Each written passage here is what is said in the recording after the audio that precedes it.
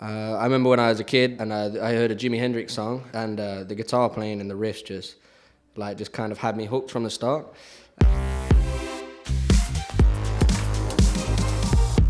Starting with track number one. Track number one, I remember when I was a kid and just been playing guitar for a little while, and I heard a Jimi Hendrix song called "Power of Love," and the guitar playing and the riffs just kind of had me hooked from the start. And and it's always funny when you hear Hendrix, because you're kind of sad knowing that you'll never be able to play like that, but you're also grateful that music exists as well. Did you ever try to probably play it yourself, but just in the small comfort of your own living room, maybe? Well, Hendrix? Yeah, of course. I'm always trying to play it, but it's definitely not for the public viewing, that's for sure. Is it that level of not going there? Well, the thing is with Hendrix is he could play the wrong note, but he'll make it sound like a right note, and that's a very difficult skill to have. So I can keep trying, but I don't think it'll happen. Shoot down some of the levels and driving, especially the ones that are flying too low. Do you think that there will ever be a moment for you that you might want to try it in public? I think if I was going to actually take it seriously and do a version, I'd probably have to change it, and so it wasn't like the Hendrix version. Number one, I can't do it, and second of all, you don't want to try and replicate something that's already perfect as well.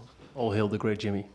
Absolutely. Track number two, something I've been listening to recently. It was a pretty influential band on this making of album. It's a band called War, and the track's called "The World Is A Ghetto." In fact, I think the album's called "The World Is A Ghetto" as well. And it's just a great record. The groove is amazing, and the song itself, and the lyric, "The World Is A Ghetto," is I can't say enough good things about it, really. Well, can you tell me some more? But I don't think I ever heard of this band. Are they American, British, or? Yeah, they're like an American band from, but yeah, I'm not sure which area they're from, but they were like kind of like a soul funk band in the 70s. They were really big at the time. I think they still play now, to be honest. But just. But they've been around for a long while. Their heydays were in the 70s. Oh, a long while, but their music still stands the test of time, in my opinion. And it's the songs are great, and they've got a lot of great albums as well.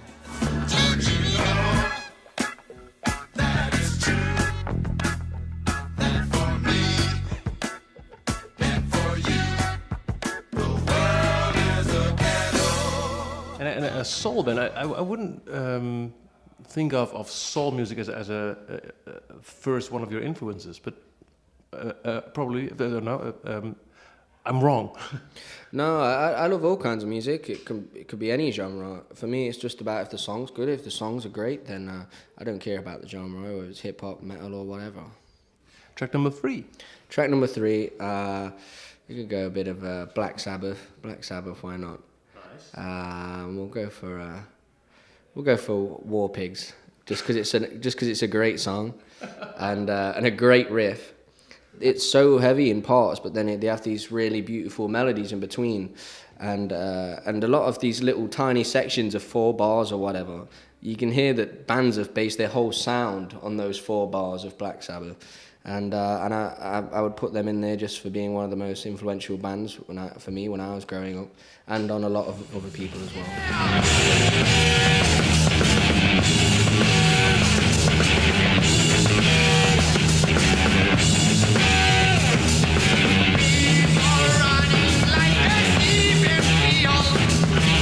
Were these the bands that you also like Black Sabbath and all the metal gods, names that you had written on your backpack when you went to school? No, I was too lazy. I never took a bag to school. I never took one. Just a pen. Just one pen in my pocket. That was all right. Track number 4. Track number 4. I'm going to go for, I don't know, something a little bit weird, like, I don't know, maybe a bit of Vangelis. Wow. I'll go for the song's called Prelude. And it's just this beautiful piece of music, amazing piano. And I've always loved Vangelis. When I was growing up, I didn't like music that didn't have words in it. Yeah. But like people like Vangelis and Jean-Michel Jarre, like for me, just they had great like synth sounds and great melodies in there. And so I've always been a fan of Vangelis, and so that's why I'm going to put him in there.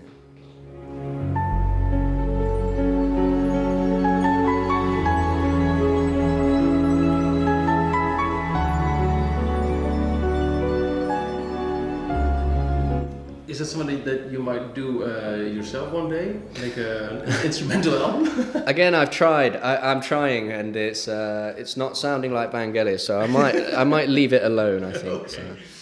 So. Before we go to track number 5, which obviously when I'm asking for 5 essential tracks is the last one, feel free to just throw in an odd one. I remember talking to you once, and we discussed the Pocahontas soundtrack. Yeah. Did you like some songs from that? That was really a positive shocker to me.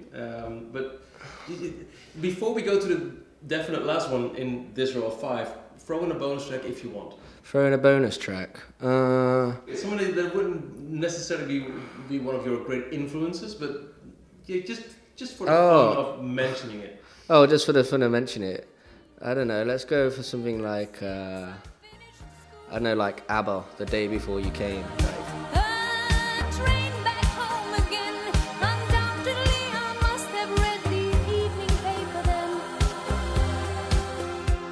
That is a great song. That's a pretty good song, by the way. It's a great song. It's a great song, and a really good band as well. Like, again, not someone that's been so influential on me, but as a writer, like I love their songs, and their writing skills are far beyond incredible. That's for sure. Great song.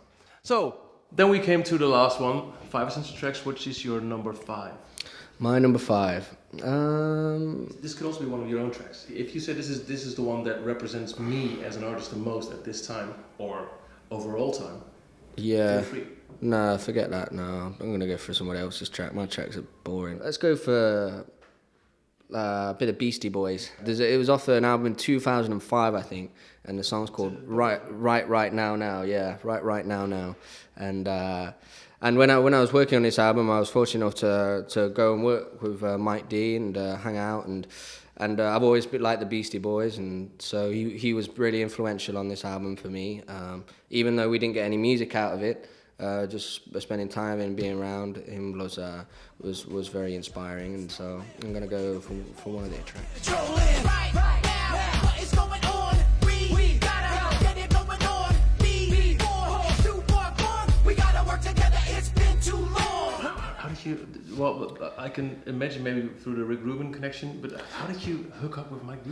It's just like my friend who recorded with me on my second album, Shangri-La with Rick Rubin. He knew Mike, and we introduced us. And I asked Mike if he'd be up for doing something, and he was. And yeah, he seemed up for it, and he's a really nice guy. I haven't heard anything from the remaining Beastie Boys ever since the unfortunate passing of Adam. Is there any chance that we might ever hear what you two have been up to? Unfortunately, we didn't have a lot of time to really get cracking on the music, and I should have probably had the songs finished as well. But in the future, because there was a lot of pressure on me getting this album right for myself, so maybe the next couple of records, I'll put some time away if Mike would be up for it, and maybe work on something else.